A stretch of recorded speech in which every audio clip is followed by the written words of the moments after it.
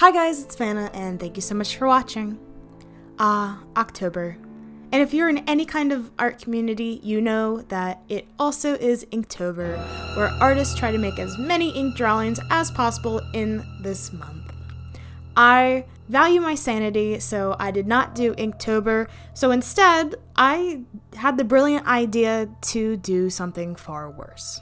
I decided to do a doll with only ink. That's right, you heard me. I have to use only ink for the face-up, and I allowed myself one sketch layer with this gray pencil and, of course, sealant, but oh my god, here we go. First off is my concept art. I wanted to make a doll that was crying with big giant eyes like Blue Diamond from Steven Universe, and I also kind of wanted a retro hairstyle kind of like Daisy from The Great Gatsby. I decided to use a Laguna Blue Monster High doll because I hate this doll's face mold so much, so I didn't really care if she got destroyed. I used some scissors and an X-Acto knife to cut off her fins on her arms, legs, and in between her fingers.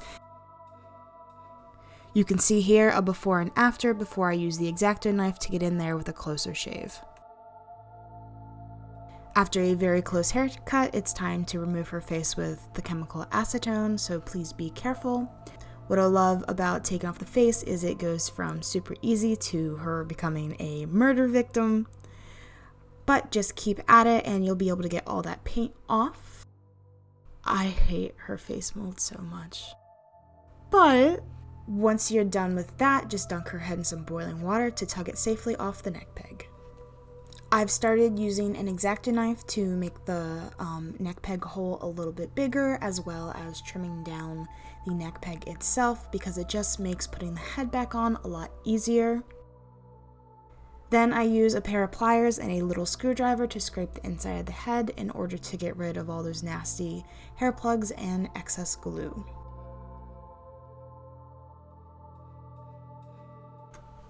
I'm not worried about taking off her scalp paint because I will be molding something over top of it, but I don't like those ears. I wanted the ears to be flush to the head because I wanted a flat surface to be working on, so I used my X-Acto knife to carve them off. This is very dangerous. It's very easy to cut yourself, so please be careful, and if you're not confident in doing it, find someone who is.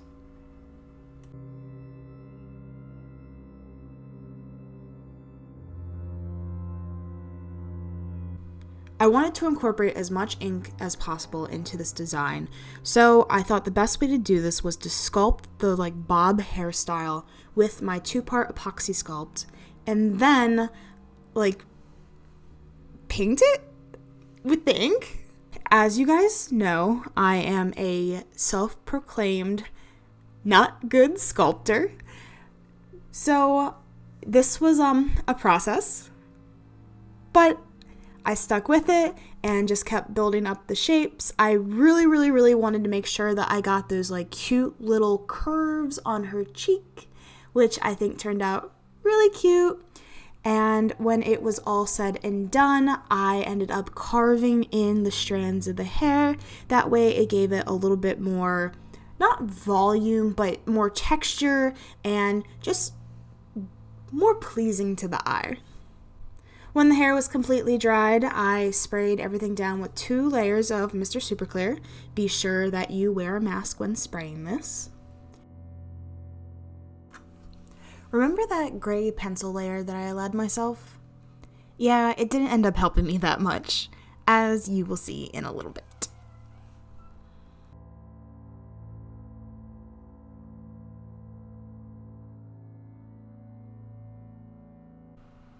We're gonna breeze right through this face up because things get pretty bad in 3, 2, 1. Oh, that's quite horrifying. No, I decided that this absolutely could not be her face. So it was time to dunk her into water and scrub it off. which worked as well as could be expected. The ink did stain a little bit, but that wasn't going to stop me. I ended up resorting to acetone and on a whim decided not to do another layer of MSC just to see what would happen. This time I decided to water down the ink some to build up the colors layer by layer, and I decided to try and follow Laguna's stupid face mold a little bit more.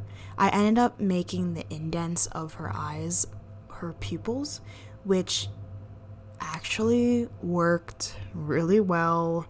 It gave her this really, really sad, like puppy dog eyes look, which was exactly what I was going for. It was difficult working with the watered down ink, but I knew this was going to be a train wreck, and I had already kind of steeled myself to the process. But layer by layer, I built up from light to dark.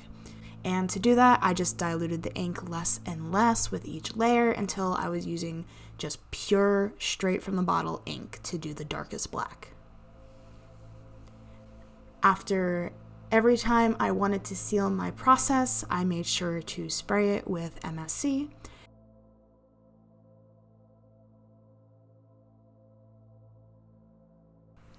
I don't know why, but as soon as I decided that I wanted to do an ink-only doll, I knew that I really, really wanted her to be just crying massive tears of ink and like it just dripping out of her mouth. And I don't know if it was like the Halloween season or what, but I was so scared about doing this. I didn't want to mess it up because I actually really like this face so far.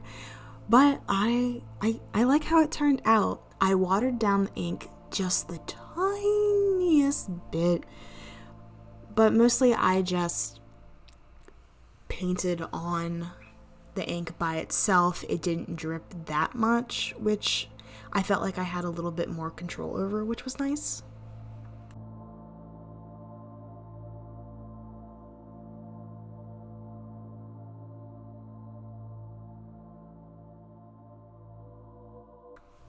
Now it was time to give her her inky black locks.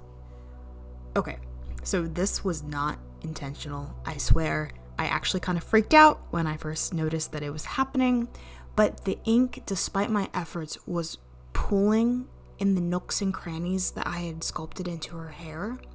And when I wasn't paying attention or when I was moving the head around as I was painting it, those pools of ink were dripping down the sides of her face, and I panicked. But then when I calmed down a little bit and I looked at it, I was like, you know what? This actually works perfectly with her design. Let's pretend that it was on purpose. Except now I admitted it to you guys, so now you all know. Surprise! Do you know what else I didn't mean to do? I didn't mean to drop her entire forearm into the bottle of ink and then spend a good 5 minutes trying to use my tweezers to get it out. Fun! But I wanted it to look like ink was creeping up her forearms, so, this happened.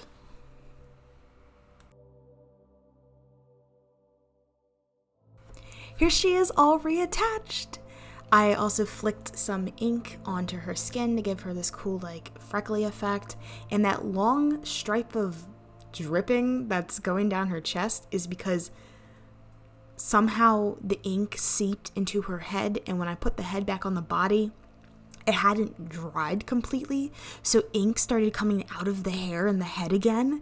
And so this is me just trying to clean it up a little bit with a Q-tip. It's still there a little bit, unfortunately, but it adds to the whole dripping ink doll, I feel.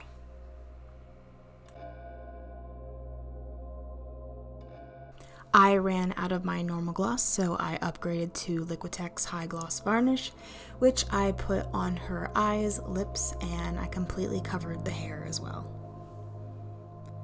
Oh, also, I made sure to put a layer of MSC all over her body to seal in that ink.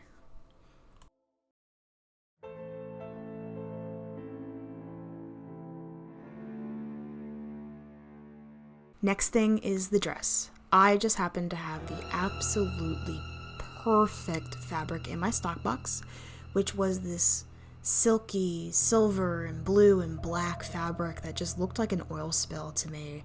And I knew that I wanted to make a super, super long skirt that just was ruffled and billowy. So what I did was I took a very, very, very, very long strip of fabric, and because the fabric was at super high risk of fraying, I ended up putting fray check along the entire edge of it, and my roommate was making fun of me because I had my blow dryer out and was literally drying the fray check to try to make the process a little bit quicker because there was so much fabric to do the edges for. How I went about making this skirt is I measured a waistband for the doll just to get the proper length, and then I found the center of the really, really long strip of fabric and made pleats from one end to the center and then the other end to the center. And because it was so long, there were so many pleats. Just, she's thick. Like, it was, oh my gosh, there was so many pleats.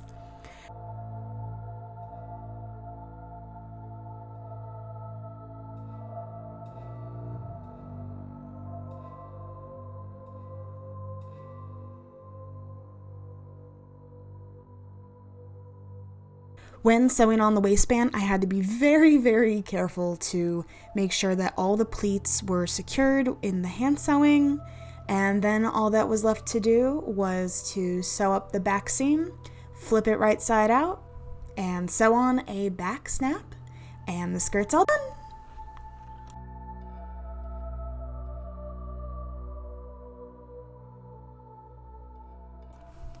Originally, I was going to sew a bodice for her, but I decided that painting it on would be much easier, and not only that, it would be sleeker and more form-fitting. So I'm really happy that I decided to do that.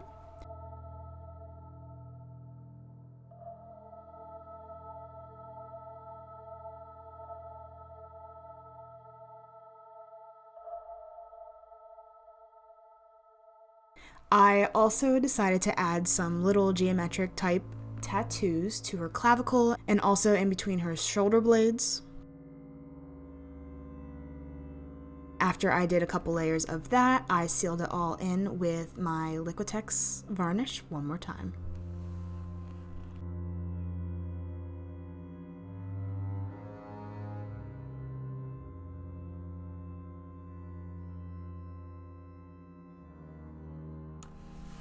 And with that, my Inktober doll is completely finished. Once she was completely put together, I looked at her and realized that she somehow had become a combo of Daisy from Great Gatsby and Blue Diamond from Steven Universe, but also she looks like a young other mother from Coraline and Bendy from Bendy and the Ink Machine, and she looks like the Raven princess from Princess Tutu. But I love her. And she can be a combination of all those things.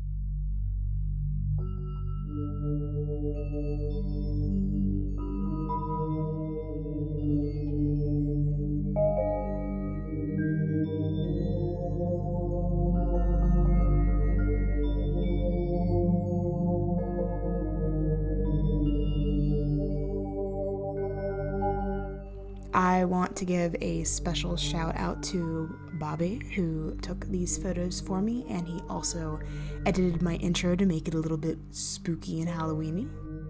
I am really, really happy with this doll.